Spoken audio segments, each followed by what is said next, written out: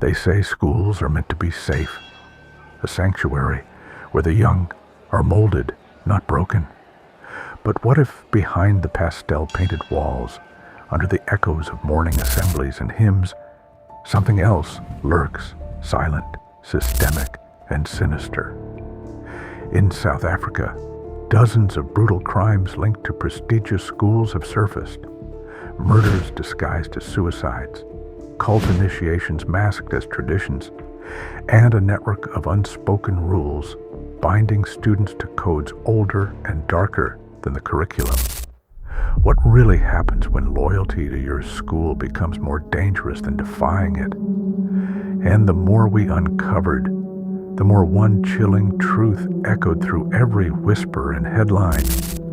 You don't speak out, not if you want to make it to Matric.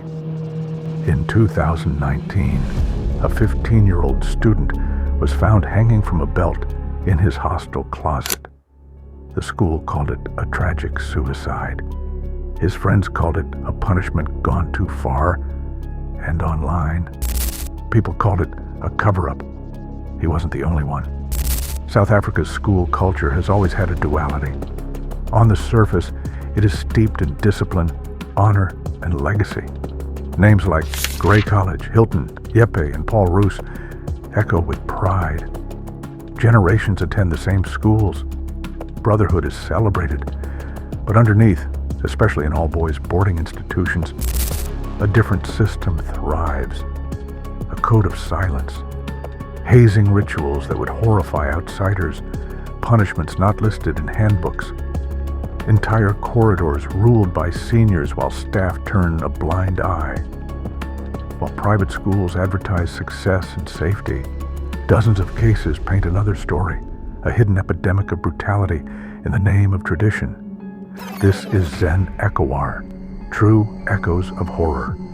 If you're new here, subscribe now.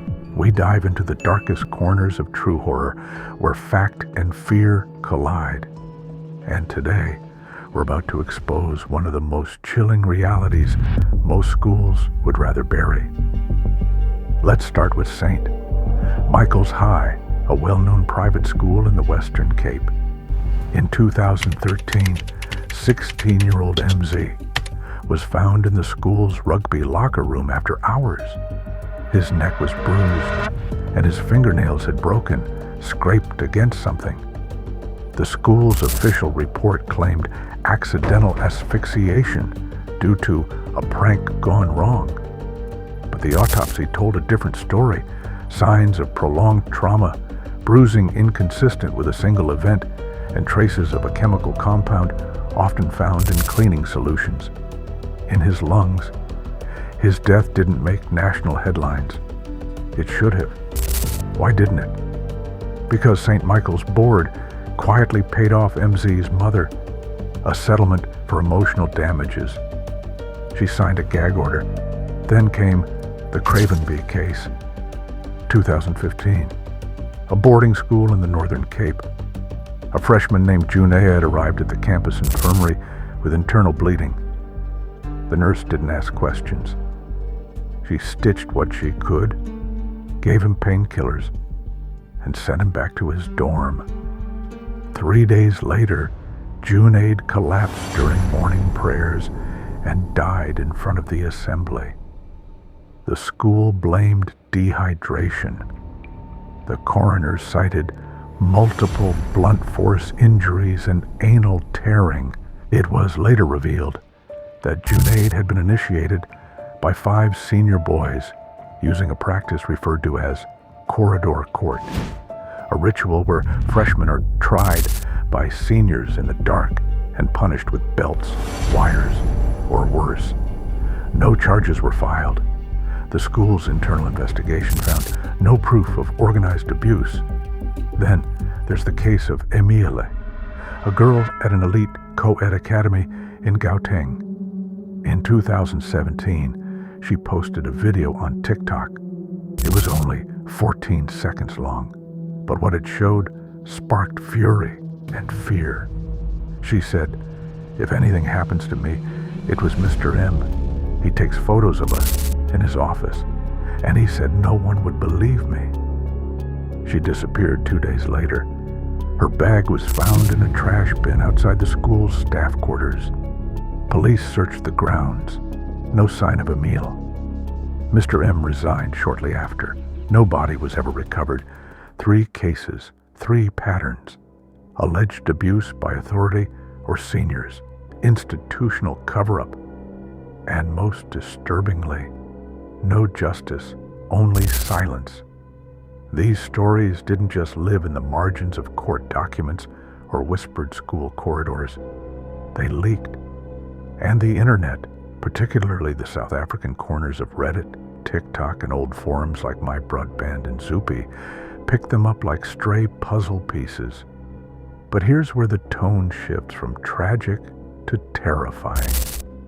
A Reddit user wrote, "I was a boarder at a school in KZN. There was a ritual in our hostel called chalk line.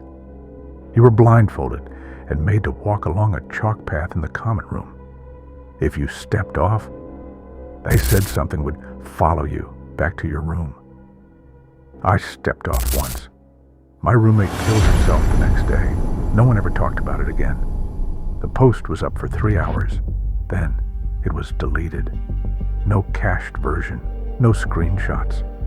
Only archived comments from stunned readers. TikTok clip, 2019. He's under the music room. I saw his shoes. You think we don't hear him when we sleep?" That's all the video says. It was geotagged at a private high school in Limpopo. According to user comments, the he was a cleaner who vanished in 2003. Rumor was, his ghost still lingered in the acoustics of the school piano. Students claimed it never stayed in tune, no matter how often it was serviced. Urban legends from school, WhatsApp groups, messages about D-Block in a school outside Bloemfontein, a section closed off since a fire in 1999. Students dare each other to sneak in. Some say you can hear crying. Others say you can hear the exact moment a head hits the tiled floor, over and over.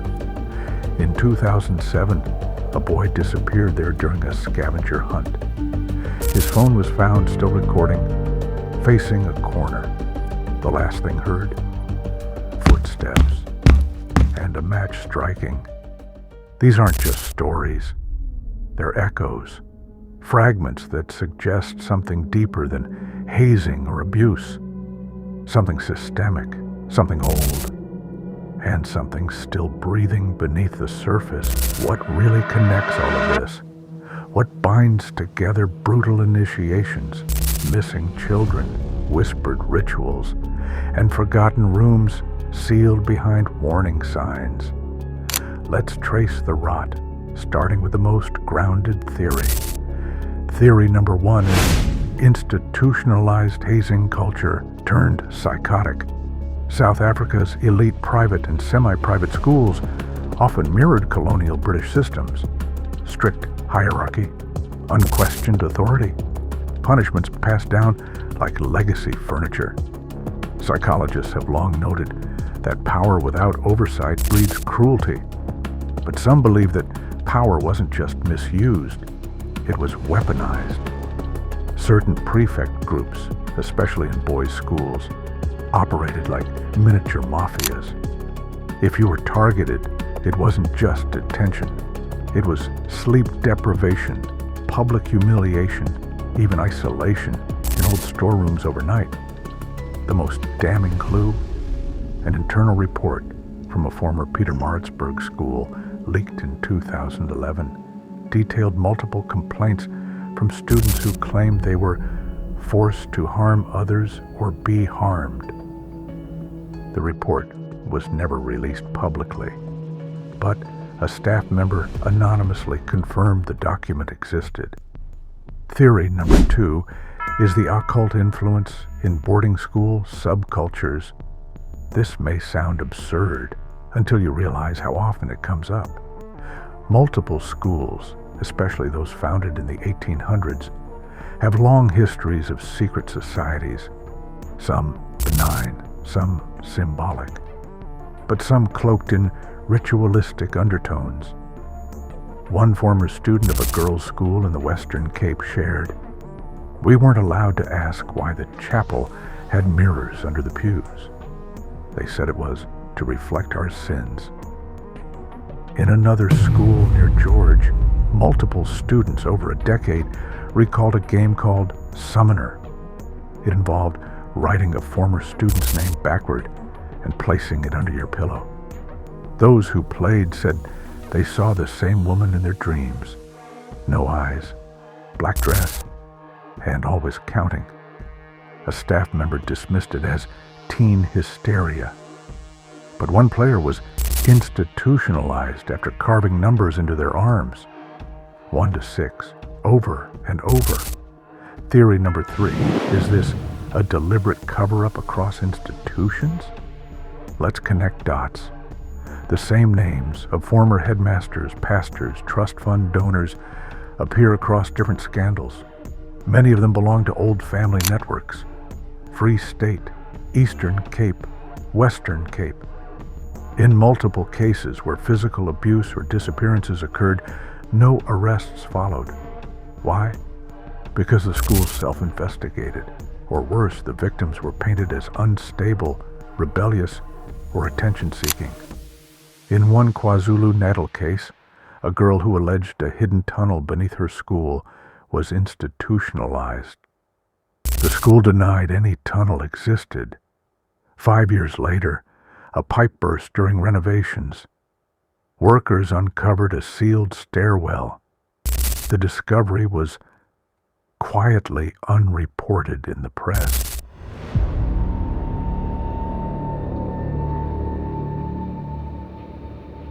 The letter, written in 1962 by a headmaster in Cullinan, warned another administrator of repeated signs of convergence among troubled students, that many drew the same symbols, reported the same nightmares, and vanished from dorms with identical burn marks on their hands.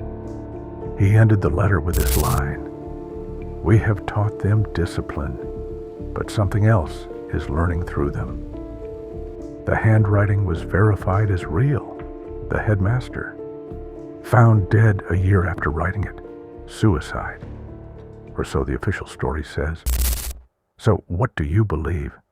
That it's just cruelty in uniforms? Or that these schools are built on something older and darker? Maybe Gert Van Rooyen wasn't the start. Maybe he was the consequence of something that's been passed down. Lesson by lesson, what do you think is happening behind South Africa's most brutal school ties? Let us know your theory in the comments. And if this haunted you even a little, like, subscribe, and share for more real-world horror from Zen Echoir, true echoes of horror. We've hidden Easter eggs and clues throughout the footage. Rewatch and tell us what you find. Because some mysteries, they never graduate. They just evolve.